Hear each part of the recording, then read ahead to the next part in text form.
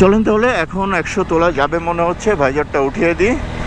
4 gear থেকে আমি try করতেছি, যেহেতু বাইককে আমি প্রেশার দিব না, দেখি কত আরপিএম লাগে।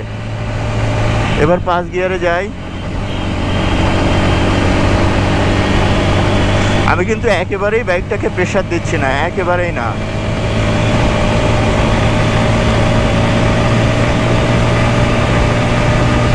সাতানব্বই, 100, ওকে 100 তুললাম, এবার ছেড়ে দিলাম, কিন্তু একেবারে রিল্যাক্সে আমি ওকে ছেড়ে দিলাম। এবার আমি একেবারে মাইল্ড স্পিডে কিছুক্ষণ যাব, আবার ব্যাক করার সময় আরও একটু স্পিড তুলবো।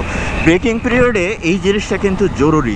এই ব্যাপারটা কিন্তু শুধুমাত্র 1000 কিলোমিটারের আগে করতে হবে, ব্যাপারটা এরকম না।